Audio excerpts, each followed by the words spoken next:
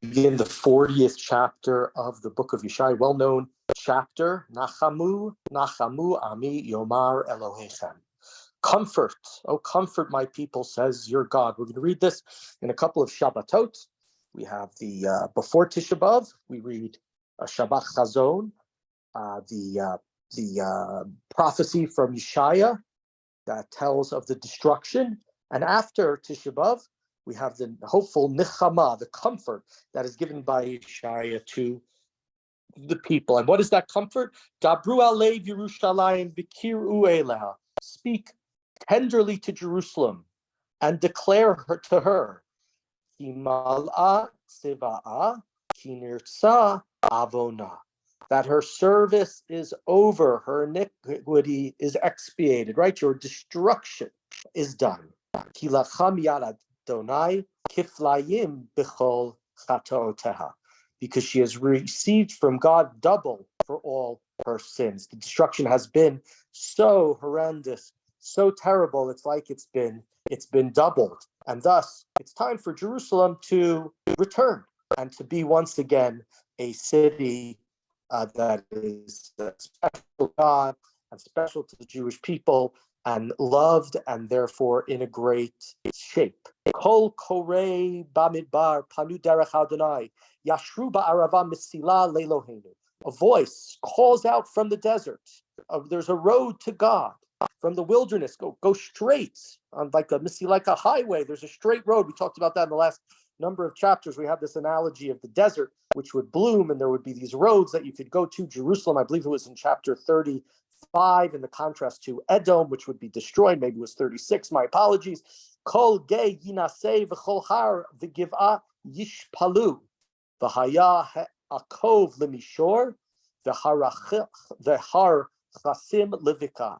Every valley will be raised, every hill made low. The ground will become level, the ridges become a plain, right? It's not going to be like the tough marathons where the runners have to run up and down the hills. San Francisco, I guess, I don't know, I never ran a marathon. It's going to be straight, it's going to be flat land. You're not going to have to go up and down in those difficulties, right? The road is going to be straight and easy to get to Jerusalem. It's kind of like the Midrash that talks about how when the Jews went through the desert, there was in front of them, as the ark passed in front of them, the desert, the sand of the desert would be made flat, so walking up and down with the difficulties of the sand dune.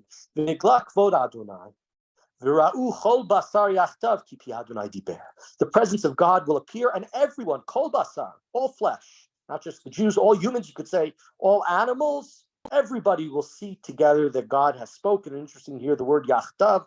We talk about Shema Yisrael, Hashem Elokeinu, Hashem Echad, the idea of Echad, of oneness, of the unity of God, and the idea of the people recognizing God fully. That is what's going to happen here. Everybody's going to be yachtav, everybody is going to be together, and thus it is a truly kumbaya, messianic prophecy.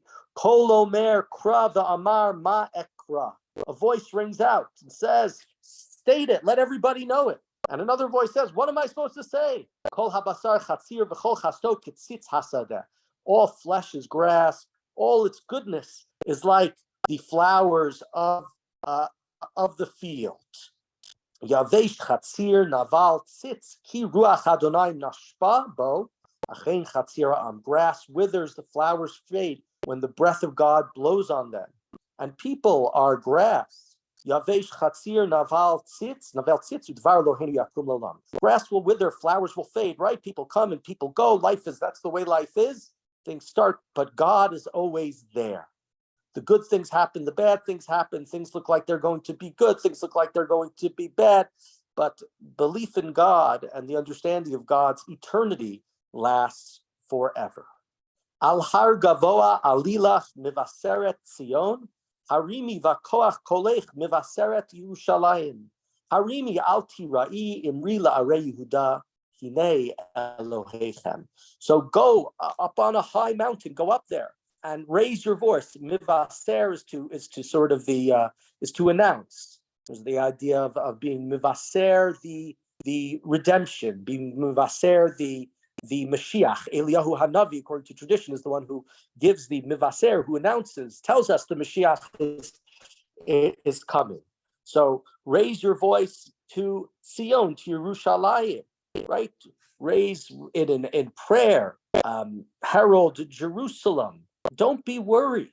Announce, tell everybody in Yehudah, behold your God. And those of you, if you've been to the mall, you pass by on the highway from Tel Aviv to Yerushalayim, the hill, and it's sort of across from Har Nof, is the town of Mivaseret Sion, presumably named after this verse. I would think you go down from Mivaseret Sion into the valley of Motza, which is the place where they used to collect the aravot for Shmini Atzeret, or for sorry, not for Shmini Atzeret, but for Hoshana Rabbah. And then right above that is you go up the hill, and that's Mivaseret Sion. Then you go down into Motza, and then you go right back up to Yerushalayim. So it comes from this verse and other verses in the next number of chapters in the book of Yeshayah. We're in verse 10. Hine Adonai Elohim b'chazak yavos roa moshlalo hine sicharo ito ufu'ulato lefanav. God comes with great might. His arms will be triumphant. God has brought out reward. Right, the finally the justice is what's happening. Karoa edro yireb zaro yikabet slaim ufichiko yisa alot yinahel. Like the shepherd who pastures his flock, God gathers up the lamb. He carries them in his divine breast while gently driving the mother sheep. And right, we know, of course, so many times, especially in the Midrash, talks about the ideas that Moshe was a shepherd and Avraham was a shepherd, and the whole idea of shepherding the people. And Moshe asks God, who is going to be, when he knows he's going to die, who's going to lead the Jewish people after me, so they won't be like a flock of sheep with ein a ro'eh, without a shepherd. Now, this paragraph, this chapter is telling us the ultimate shepherd will be there. Not that Moshe was not great, but God as the shepherd is even better. Mimadad b'sha'alo mayim v'shamayim b'zeret tikein v'chol bashalish afar ha'aretz v'shakal b'feles harim u'gvaot b'moznayim. Who measured with water a hand's hollow, and who looked up at the sky and looked at the dust with a measure, and looked at the mountains and the hills with a balance, right? Who knows everything about the world and therefore can judge and can shepherd properly? Ruach Adonai vish atzato yodienu.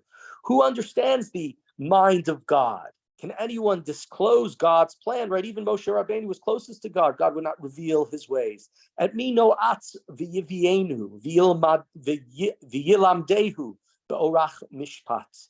Who did God consult, and who did God bestow understanding? Who gave right? What guidance was given? Right? Who knows the full path of wisdom? The nations, the ones that attack, the ones that destroy, they're just a drop in the bucket. They're nothing. Their very coastlands are like moats. They're lifted up like moats. Ulevanon ein de ba'ar. The chayato ein de ola. Lebanon is not fuel enough, right? Even the great trees, nor is its beasts, nor is its animals enough. It's not going to be enough to burn, according to Rashi, says to burn onto on the mizbeach as sort of kapara for the troubles that people have given, that the nations have given to God's people, to the Jewish people. Kol hagoyim ka'ayin negdo. All nations are nothing next to God. Me efes v'tohu nechshav lo. They're like nothing. It's like going back to tohu vavo. They're nothing compared to God, right? You're scared of these beasts. You're scared of these things. Don't worry. Now you're under the protection of God. The el mi tidam yun el umadmut ta'archulo. You can't, right? Who can you compare to God? There's no comparison that you can make. Hafesel nasach charash v'tzoref b'zahav yirak enu uretukot kesef tzoref. The idol, that was made by a person, right? A woodworker formed it, and then a goldsmith or silversmith or whatever it is put on gold, put on silver to make it look all nice for the people. Hamisukan truma eitz lo yirkav yivachar. As a gift, somebody gives it a gift. Charash chacham yivakesh lo lachim pesel lo yumot. But it's a wood. right? Yes, the person who made it was skillful and was great, and the silversmith did a great job. But then they made it look like a good idol, but it's only an idol. Halo tedu, halo tishma'u, halo hu God merosh lachem, halo havinotem mosdot haaretz. Do you know? Didn't you hear? Haven't you been told from the very beginning? Haven't you figured out that how the earth was formed? Hayoshev al chug haaretz, v'yoshveh kachagavim. It is God who stands above the earth. Its inhabitants are simply like grasshoppers. Hanotek hadok shamayim v'yim tachem ka'ohel lashevet. They spread out over the skies. They stretch them out like a tent. Hanotein rosanim la'ayin shoftei aretz katoasa.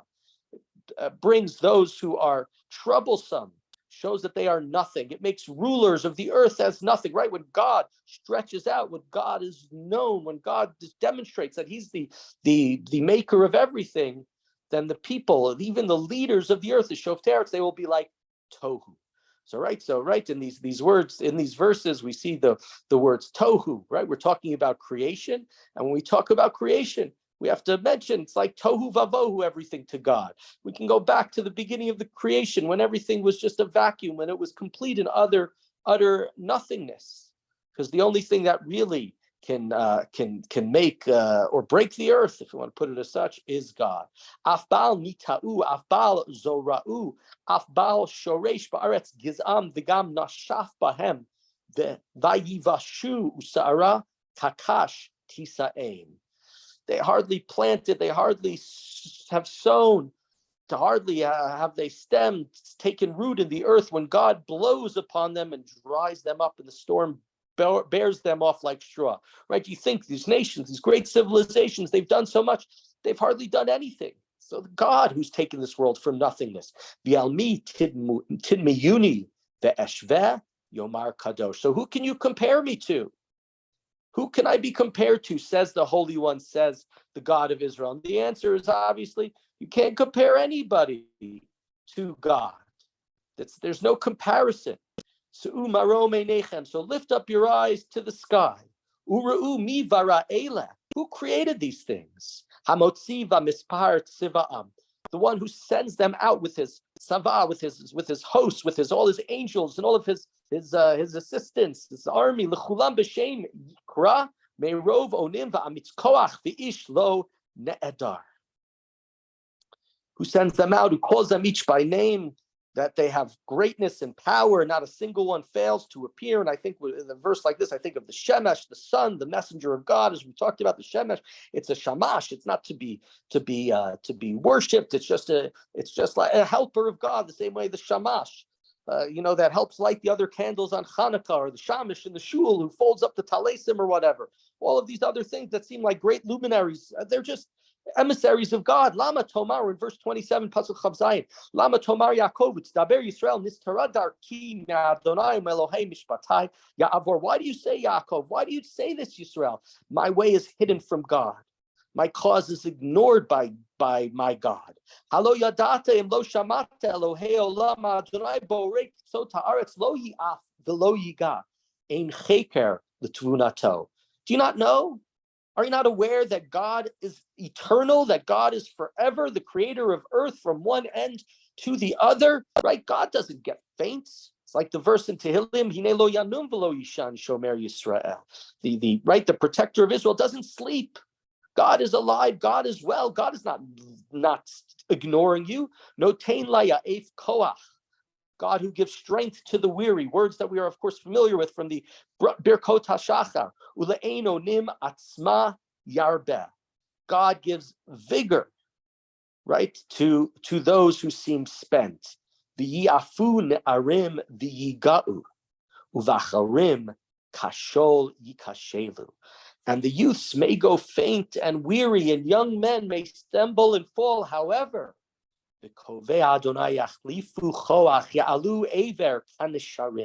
but those who trust in God, their strength will be removed. Just like eagles, yarutsu v'lo yiga'u, Yelchu velo yafu. They will run and not grow weary. They shall march and not grow faint. So if you hope in God, you will continue to have great strength, and you won't have to give up. And this verse, which has become, I think, a song in modern, I think there's some song from it in contemporary Jewish music. But this verse is quoted by Nachmanides, I believe, the Ramban, all the way back in Parshat Vayetze, when Yaakov shows up in Haran, and there's this huge boulder sitting on the well, and all of the shepherds need to come before they can take the rock off the well, because it's so huge, and that's why they close it up so nobody can, I guess, steal the water or whatever it is, or contaminate the water. It's not clear why they do it. And when Yaakov sees Rachel, what does he do? He goes and he turns into Hercules, and he removes that well. And Yaakov was on the way. He was traveling. He hadn't been home, and he was weary from the road. And Ramban says there, I believe, again, Ramban, he says, quotes this verse, Kovei Hashem yachlifu koach. Those who have trust in God, they won't become weary. They will be given great strength. And thus, Yeshayah starts here his Nachamu, the comfort that will happen. Trust in God. Yes, unfortunately, there has been death, there has been destruction, there has been death in our history, but that is going to end. And what we're going to have is Nachamu from God, and great strength will happen for the Jewish people, because God is the one who ultimately is in control.